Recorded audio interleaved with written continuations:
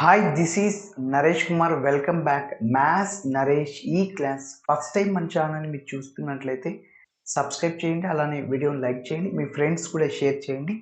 ఇవాళ engineering first year semester 1కి సంబంధించిన M1లోని లీనియర్ ఆల్జీబ్రా అండ్ క్యాలిక్యులస్ అనే పేపర్ టైటిల్ నుంచి యూనిట్ 3 క్యాలిక్యులస్ అనే చాప్టర్లో నుంచి ఈ యొక్క ప్రాబ్లమ్ని డిస్కస్ చేద్దాం. You verify Lagrange's mean value theorem for F of X is equal to root X, F of X is equal to root X and G of X is equal to 1 by root x in closed interval 1, 2. Okay, so మనం ఏ theorem ప్రకారం Lagrange's mean value theorem, Cauchy mean value theorem, Cauchy mean value థీరంని ఉపయోగించుకొని మనం C వాల్యూని కనుక్కోండి. ఆ C value అనేది 1 కంటే ఎక్కువ ఉండాలి, 2 కంటే తక్కువ ఉండాలి. అంటే 1.1, 1.2, 1.3, 1.4 అట్లా.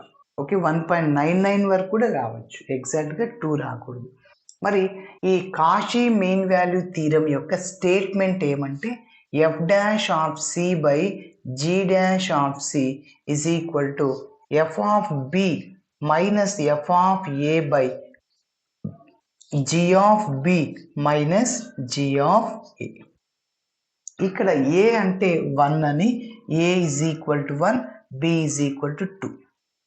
ఓకే, మనం ఎఫ్ డాష్ ఆఫ్ ఎక్స్ కనుక్కుంటాం, జీ డాష్ ఆఫ్ ఎక్స్ని కనుక్కుంటాం. సో ఎఫ్ ఆఫ్ బి అంటే F of 2, f of a, f of 1 కనుక్కుంటాం, జీ ఆఫ్ 2, జీ ఆఫ్ 1 కనుక్కుంటాం. అన్నీ కనుక్కొని ఇందులో సబ్స్టిట్యూట్ చేయాలి. ఓకే, సరే, మరి స్టెప్ బై స్టెప్ చేద్దాము. అయితే ఈ యొక్క కాషీ మీన్ వాల్యూ థీరంలో స్టేట్మెంట్ ఒక 2 పాయింట్స్ తెలుసుకోవాల్సి ఉంటుంది. F comma G are continuous on closed interval 1, 2 and F comma G are differentiable on closed interval 1, 2. ఆ పాయింట్స్ రెండింటిని రాసేస్తాం. ఓకే, సో చూడండి, first given that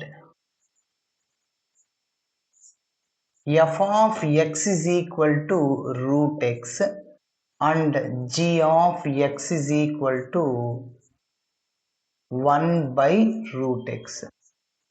okay, so f of x యొక్క differentiation f dash of x అవుతుంది. Root x యొక్క differentiation 1/2 into root X and అదేవిధంగా g dash of X is equal to, so 1/√x యొక్క differentiation -1/2x into root x. గుర్తించుకోవాలి sir, ఇది ఎలా వచ్చింది? రెండింటికి నాకు డిఫరెన్షియేషన్ ఫార్ములా తెలియదు సార్ అంటే, చూడండి, f of X is equal to root ఎక్స్ని x⁻1/2 రాయొచ్చు. ఇప్పుడు ఎఫ్ డాష్ ఆఫ్ ఎక్స్కి formula d/dx of x⁻n formula ఏమంటే n ఇంటూ x⁻n-1.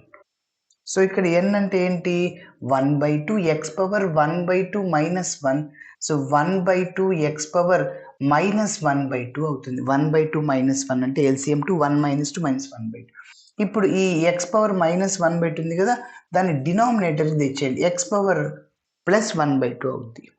x⁻1/2ని ఏం రాయొచ్చు? రూట్ ఎక్స్ రాయొచ్చు. కాబట్టి 1/2 రూట్ ఎక్స్, అదే అన్నమాట. మరి ఇది ఎలా వచ్చిందంటే ఇది కూడా సేమ్ అదే ఫార్ములాని ఉపయోగించుకొని చూడండి, f of X is equal to root ఎక్స్ని 1/x⁻1/2 రాయొచ్చు. మళ్ళీ న్యూమరేటర్కి తీసుకెళ్ళండి, x⁻−1/2 అవుతుంది. సో దాని యొక్క డిఫరెన్షియేషన్ చేస్తున్న F dash of X same formula n into n అంటే -1/2 -3/2. సో మైనస్ ఎక్కడున్నా ఒకటి, ఈ టర్మ్ x⁻−1/2 డినామినేటర్కి వస్తే 3/2 అవుతుంది. x⁻3/2ని x ఇంటూ రూట్ ఎక్స్ రాయొచ్చు. So x into x⁻1/2, x⁻1 into x⁻1/2 basis equal పవర్స్ని యాడ్ చేయొచ్చు, 3/2 వస్తుంది. ఓకే, కాబట్టి సో d/dx ఆఫ్ x⁻n అనే ఫార్ములాని ఉపయోగించి మనం చేయొచ్చు. ఓకే, సో నెక్స్ట్ స్టెప్ ఒక చిన్న పాయింట్ని రాద్దాం. Since F of X is f of x comma g or f comma g are continuous on closed interval 1 comma 2 and differentiable kuda avutundi, and f comma g are differentiable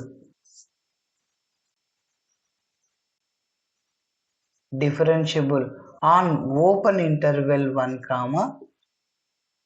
okay, మరి ఇప్పుడు next ఫార్ములాని రాద్దాం. By using ఒక్కొక్కటి ఇప్పుడే కనుక్కోవచ్చు, లేకుంటే direct ఫార్ములాలో అయినా substitute చేయొచ్చు. ఒక్కొక్కటి అంటే f dash of c, g dash of c అట్లా. సో బై యూజింగ్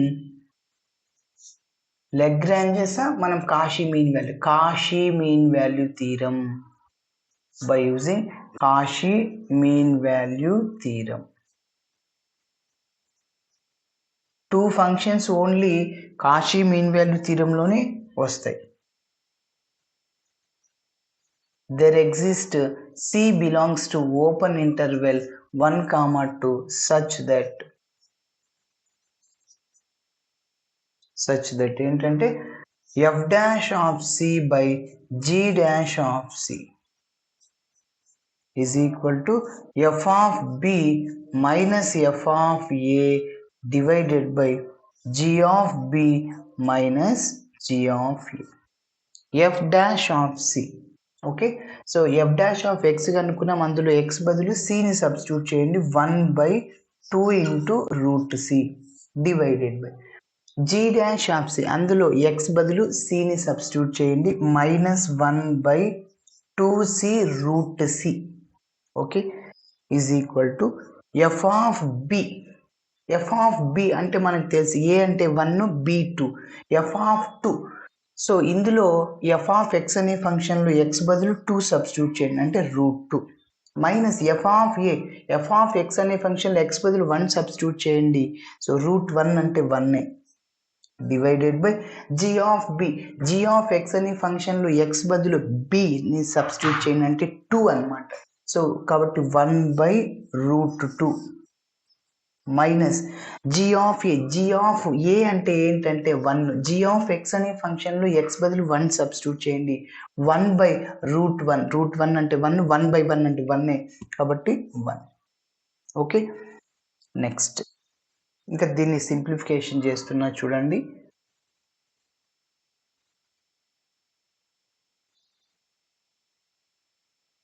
ఇలాంటి ప్రాబ్లమే క్లోజ్డ్ ఇంటర్వెల్ ఏ కామా బి మీద ప్రాబ్లమ్ని చేసాం. ఓకే, ఎస్ చూడండి.